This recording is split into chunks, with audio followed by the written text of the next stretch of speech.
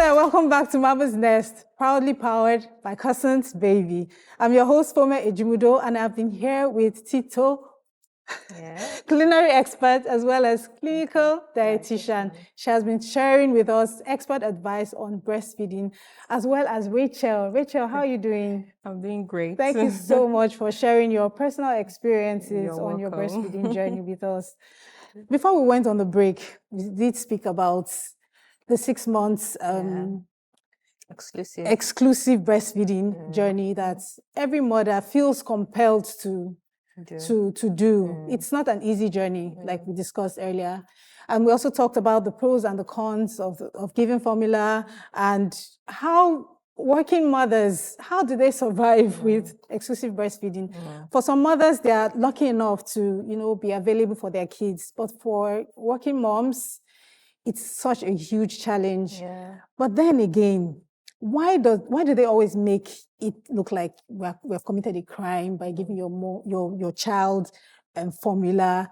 It always feels like you've done something really, really bad.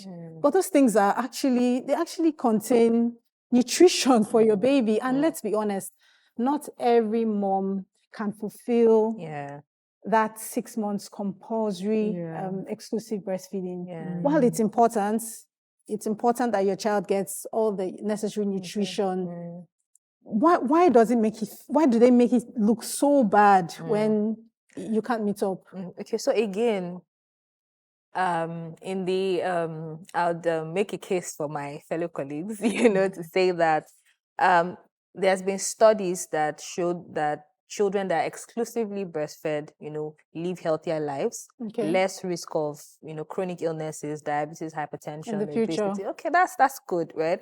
But again, balanced conversations. And for example, a mom that has to resume work 6 weeks after, delivery, we have those kind of, workplaces. And I'll say to people, do what works for you. It's your baby, nobody loves your baby more than you. It doesn't also mean that you don't love your baby. Exactly. And so the next question will now be, how do you choose the right kind of formula, right? Talk to your pediatrician. The pediatrician. I would also say talk to your dietitian. But the problem is there's so many hospitals in Nigeria that do not have, a dietetics clinic. So you might not have, easy access to a dietitian. So talk to your pediatrician, talk to your nurse. They know the formulas, like she said, before she even, came conscious, they had already fed, the baby formula. So talk to them, talk to your health experts, let them know. And the good thing with medicine is they would only recommend. They won't force you. And if you really, there's so many other reasons why, women cannot even exclusive, people that are not lactating enough, right? People or lactating at all. I mean, yes, or lactating at all. There are mothers that maybe have chronic illnesses such as HIV. They don't even allow them breastfeed, and so conversations should move from how, if you are not exclusively breastfeeding, you are killing your child, to say, okay, let's make allowance. If you decide, to also add formula, what is the right ones to use and how do you balance it? And moms shouldn't feel guilty. They shouldn't feel bad if you cannot breastfeed. It is what it is sometimes. If you can't help it, then don't feel too bad about it. It doesn't make you a bad mom. Neither does it mean that you don't love your child. Yes. I remember in 2021, my friend wrote a post, exclusive breastfeeding week, and she was so pained. She talked about how she had a child with CS in South Africa. They didn't have anybody with them. It was just her and her husband. She wasn't lactating. It was difficult. And then she comes on social media and they're saying, if you are not, you are killing your child. And she's like, how dare you? It doesn't mean that. It doesn't mean that at all. Yeah. So we should listen more to people. It's at the end of this, just a recommendation. Yeah. I was in a conversation with my fellow mothers the other day. They were like asking, because one of the mother already had 2 children. The other one had 1. Then they were asking me, I was the newest among them. So they were asking that, how are you feeding her? What are you doing? Are you doing 6 months? I told them, because I already know what I want to do, you know. I told them, no, I'm not going to do 6 months. And they were like, why? They just healed at the same time. And I was I like, know. no. It's usually the reaction. Yes, it's the reaction from most mothers. And it doesn't make They you a just lazy, exactly. It lazy doesn't make me a mother lazy either. person. I already know what I was going to do. And I knew my body system. So when I noticed my baby was taking so much more from me, I needed to support our feeding so that I could recover.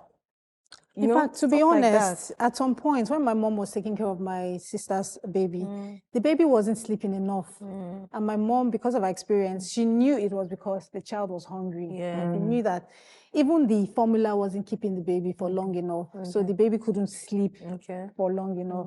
And so when she gave the baby pap, very light pap, the baby slept.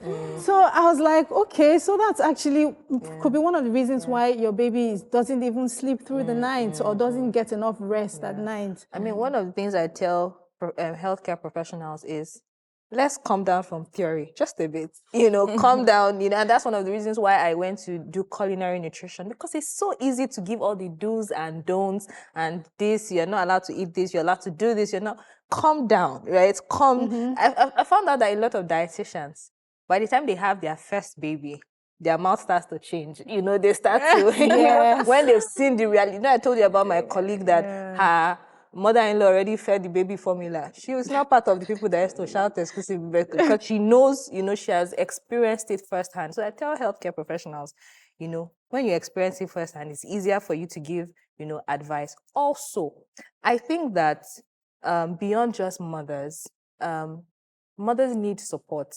And so we should talk about how to bring fathers into the conversation. Right? I say it's like everything, mothers. Always in the background. Can we please even when the baby is fathers? crying, they are sleeping like a dog. I'm like, excuse me, sir. Can we also educate, the fathers so they know? It's easier for a father to defend his wife, from uncles and aunties that ask, all kinds of ridiculous questions. And also, we should also educate, extended family members, so that everybody is brought in on the conversation and nobody's feeling bad or guilty. That's not. It's a very heavy feeling to carry around with you. Exactly. But I'm happy you mentioned fathers, because I do know that some mothers express the milk and then they keep it for the baby. Maybe when the baby wakes up at night, if maybe the mom is around for mugwo, she can give the child the breast milk so that the baby can have some rest. Or sometimes the father,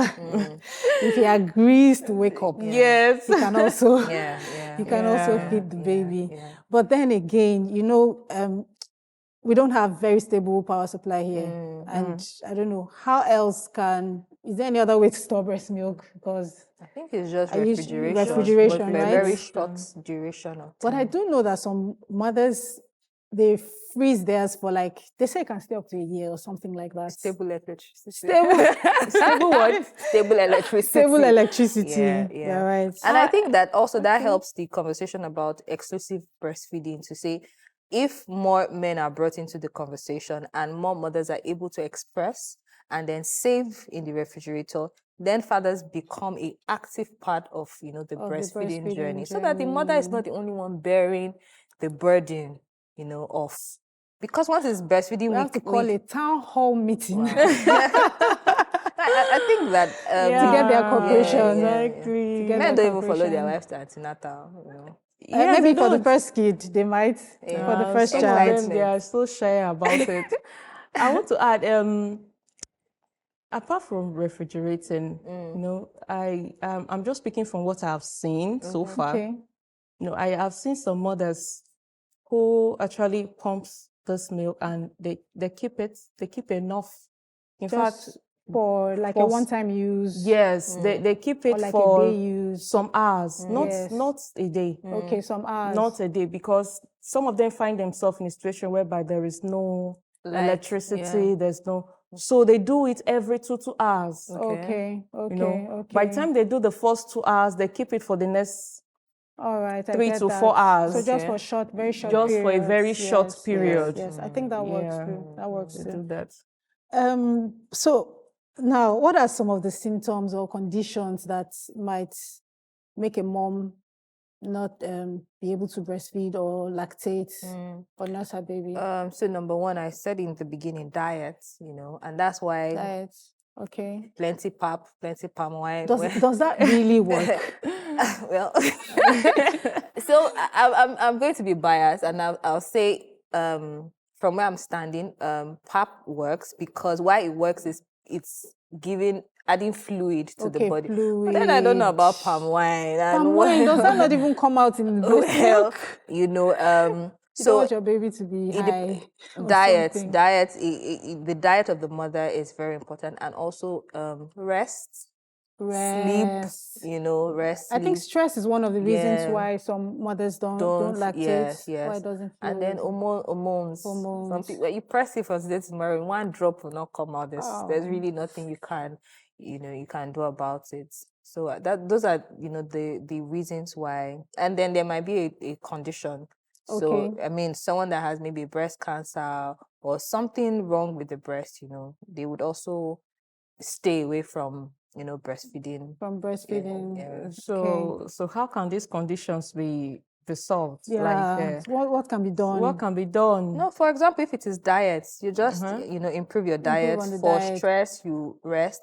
Hormones, maybe hormonal therapy. Rest when the baby rests. But when a mother could not get rest, even if she tried, especially when when you have that newborn, period is a very stressful. When you have newborn, people are discouraging you.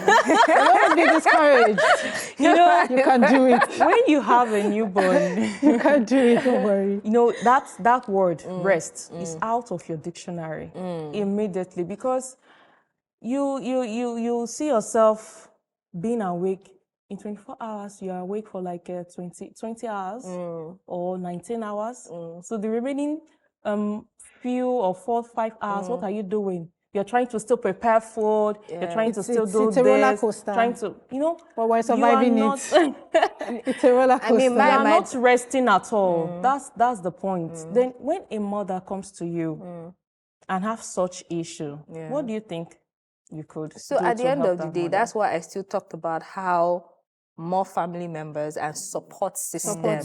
Support system. Me, my daddy has promised me that when I born baby, I should come home. He's gonna carry baby. I like supportive fathers. It's going to. So women need support from their husbands, from their and that's why the whole omugor system. Is very important. Very, very important. Thank you so much. So now we're going straight into a demonstration. Rachel is going to show us how she breastfeeds. Okay. You're currently a breastfeeding mom. So yes, can you show us how you? So sometimes we stay like this, Okay. on it. But then at times we stay up on it. Okay. You understand? But I discovered that whenever we are up on it this way, she gets it better. Yeah. Okay.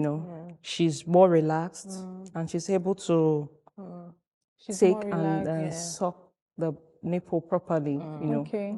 till it gets to her fill. Because I know you need to be careful not to slouch because sometimes I used to catch myself slouching and I had serious back yes from that. Yes, so I think the conversation or the message should be baby to breast, not baby breast to breast, baby. not breast yes, to baby. baby to breast. And so, like I said earlier, you want to, she's carrying the baby, the hand guide, you need the palm, you need the, lower arm, and you need the elbow. So the baby's head should be like she's holding on the elbow, then the palm should support the butt, and then bring baby to breast. Yes. Then they mention something like holding your fingers like a scissors. Okay. To kind of like massage to massage the nipple, like holding the nipple firm to assist the grabbing of the nipple. At first, I couldn't do that. No, later I got used to holding it that way so that she could grab the baby. And in fact, when the baby is even, brought to breast properly, it also helps to develop, the the bones around, because the baby is able to suck properly. Oh, the bones Yes, around the yes, around the face face. and So the jaw. yeah, so the process of sucking, so that you have, you know, a baby with strong facial bones, you know, very fine baby. There's so many benefits there. So Yeah. it's like Yeah. so it's like the baby breastfeeding is actually getting like the baby's face is getting Yes, like a the face process of sucking, massage yeah, or yeah, like yeah, exercising the yeah, facial yeah, muscles. yeah. Because I know They- about the muscles of the jaws. After some time, you discover that your baby will always have the shape of the sucking mouth, even after they are not, even after they are Even not when on the she's not nipple. nursing, Yeah, even when you she's see not her nursing. getting the shape of the Yes. suck in her mouth. Yeah, and then oftentimes people ask questions like, so what happens when you have twins, right? Yeah, so we tell them to hold the baby like this. You can show us, you know, like this. Yes. So on One like exactly like this? exactly Either to support holding an exactly imaginary yeah, baby here. yeah. To ensure I don't that envy mom of twins. This way. Twins are sweet to have. no, they are sweet to look at. Because Also, the work. I also discovered that when you stay on one particular breast Okay, yes. for your baby, you discover that the one gets to Gets get bigger than the than other the one. other one. And it becomes so obvious If you don't correct if you it. don't correct If you don't it. correct If you it. don't correct is it. it that it doesn't go down again? Okay, so you know, obviously breastfeeding, the milk is supplied according to demand. Yeah, okay. The milk is supplied according to demand. So if the baby keeps nursing on one side more than the other side, then one breast will obviously supply more breast milk than the other one. I mean, but what about conversations we hear about? Oh, the baby has a favorite breast. You can't have a favorite breast, auntie baby. No, you can't have a favorite breast because you need to be able to control and sometimes even time the feeding on both sides, especially for newborn moms. They tell them to time maybe 15 minutes on each side and then move to the other side. So there must be do you know, a balance. I'm finding that a bit difficult. You know, in the aspect of I am right-handed. Okay. You know? Okay. So when I place my baby at times, she wants to suck while I've not even finished combing, dressing her, applying Yes, I this, see. and she's struggling that, no, mommy, I want to be on this Breast. Then I put her on this one So that you can use. so that I could use the right hand to do the other part, especially when I'm ordering to go out. And I discovered that I do that often. So you have to find a I think balance. you have to be conscious. There must be a You know, you balance, have to be yes. conscious about it. Otherwise, if you notice it, you can also correct it before it gets too late. Yeah, thank you so much for the demonstration, Rachel. I think we should also have conversations about the baby, you know, baby breathing. That's the conversation we'll have when we come back Okay. from the break. Thank you, Rachel. You're welcome. Thank you so much. I hope you learned one or two things from that brief demonstration, and we'll be back shortly. Please don't go anywhere.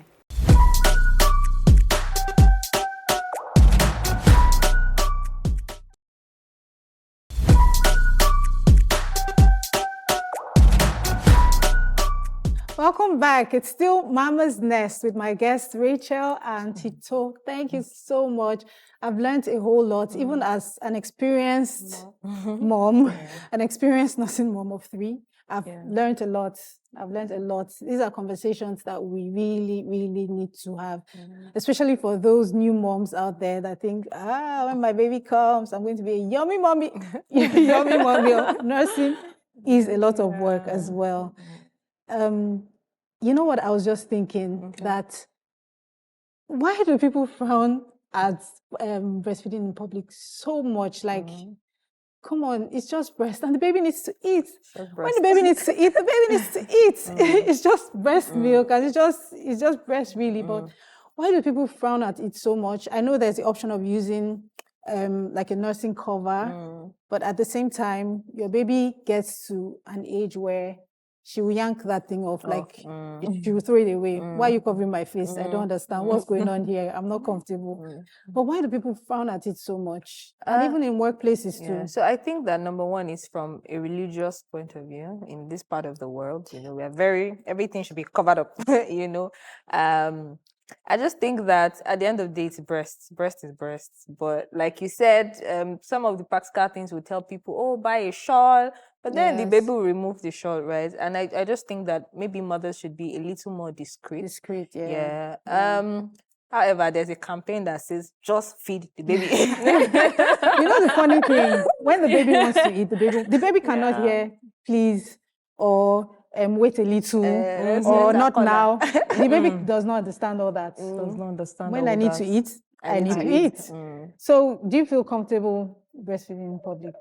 Not totally comfortable, especially when I know that what I'm wearing is not. Sometimes that can be a challenge. So what I do at times is that I try my best possible to wear an outfit that I could easily open and close. And I also subscribe to using this nursing bra, which enables me to just bring out just the nipple. And we use that for some time. But now she's not even in for that. She's an old baby.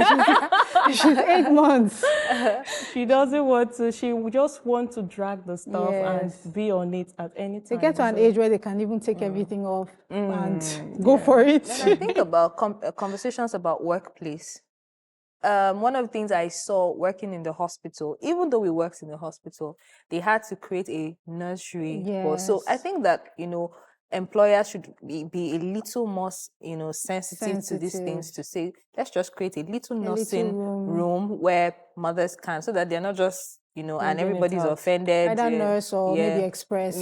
So they have their privacy, because the woman too is not comfortable showing her breast but she don't have any choice now. So, and that's why we're saying that more employers should, as long as you're an employer, you have female employees that are, having babies, it is the responsible thing to do. Ensure that you have a room where these mothers can breastfeed or express, in the privacy. In the privacy and they feel comfortable about it.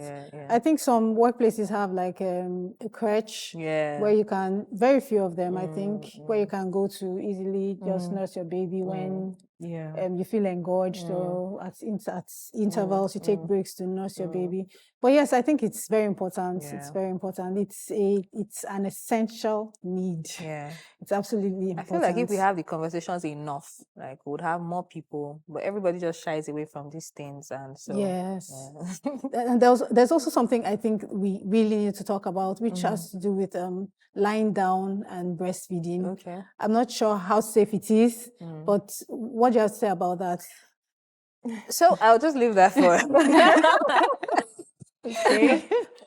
So what do you think? Did you ever nurse your baby while lying down? That question is very tricky.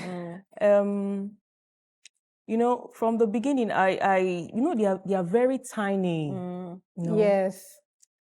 When they are still very small, I usually feel that we should be able to swallow properly while lying down. That was my fear, because they never mentioned anything of if it's safe for us to lie down immediately, that's that tender age. But right now, my baby does sitting, standing, any position, lying down, every position she's doing it, because she's already used to it now. But initially, I wasn't. Again, like I said, experience is the best teacher. Healthcare professionals will come and tell you all the do's and don'ts until they have their own babies, and then, they experience it, and then they now start to have better conversations. I'm sure when I start to breastfeed, I can now, say, oh, this is what I think works. But for now, I'm just giving you textbook, advice and what I've gotten from my friends. So again, healthcare professionals, when they experience it, then they change mouth. For me, it's difficult. It's really hard staying up at night, all those sleepless nights. So for me, sometimes, in order to catch up on sleep, so that at least mom is well rested and baby can sleep too, I used to do that. At a very tender age? Not at a very, very tender age. Maybe when you come home, when you get home, you still have to stay up and nurse when she needs to nurse. But after some time, after she got a bit older, maybe 2 months or so, yes, I would lie down with her and and nurse her so that I can get some Probably sleep I can as try well. that on my next baby, but So that, but just make sure that you're also alert, especially until she sleeps off. Until your baby sleeps off, make sure that you're alert so that you can, just to monitor that she's nursing properly, her nose is not blocked or anything like that. Stuff like that. Yes, you have to make sure that you're alert at least. Because usually when they nurse in that position, they are very relaxed and it doesn't take them time to sleep off. They sleep off very easily. And you want to make sure you remove the nipple from their mouth, so they don't choke. Especially when you are busty. Especially when you are busty. So it did work for me. At least I got adequate rest. I didn't do too much all night. Thank God. I can imagine mothers that have to go to work in the morning. I can't even imagine how they are able to cope. I seriously can't imagine. Because all through all that stress of having to stay up all night, I would think about it. What if I had to be at work in the morning? How would I survive? How would I cope? How would I stay through the day without, having to take a nap or, you have work, you have to be alert, you have to be awake, you have to work. So at times like that, I would really, give it up for moms doing 9 to 5. Y'all are doing such an amazing, fantastic job. Please keep doing what works for you. It doesn't matter what people say. Exactly. It doesn't matter that people will judge you. Keep doing exactly what works for you. But most importantly, also ensure you're talking to your doctor and your pediatrician so that you're doing it the right way. You also want to be safe, while at it. That's it. And I think that in my own time, I'll just take 6 months leave, Is 6 months enough? It's not even enough. 6 months is not enough. Because I don't think you're mentioning 9 to 5. Not saying a baby is not 9 to 5. Again, it's if a it's not don't worry, you'll be fine. Many have walked that path before you. 24 hours work. You just have to keep up. It's a non-stop. There are no breaks. There are no breaks. There are no breaks at all. So why do they tell us just start and you finish early? Well, you know how it is. Nobody can actually give you the full blueprints that this is how it's going to be. There are some things that are best experience. Even if anybody comes today and puts you in a school of motherhood and nursing and everything, you still can't get the fullness of it until you are inside of it. That's when you get the full experience. Don't worry, you'll be fine. You'll be fine. You don't. Your dad has already invited you over, I think what's most important is if a woman has enough support, especially during those early stages where you bring the baby home, you have enough support, people around you to help with the cooking, to help feed the baby at night. I think that solves like 80% of the problem. Thank you so much for staying with us through the show. We've been having such an engaging and interesting conversation on breastfeeding. I'm a mom of 3 kids and I learned things that I didn't even know about. This is why we have to have these discussions. Thanks so much to our guests, Tito and Rachel. Thank you so much for staying with us through the show. I hope you learned as much as we did. Feel free to leave your questions. If you feel there's anything we didn't quite talk about or we didn't discuss adequately, you can leave it as a comment or send it as a message to any one of our social media handles now scrolling on the screen. Also, don't forget to download the Mama's Nest app where you can get more engaging content. Mama's Nest is proudly powered by Cousins Baby, makers of child skincare products to support moms on their motherhood journey. Mom, you can do this. Join us again next time. Until then, bye.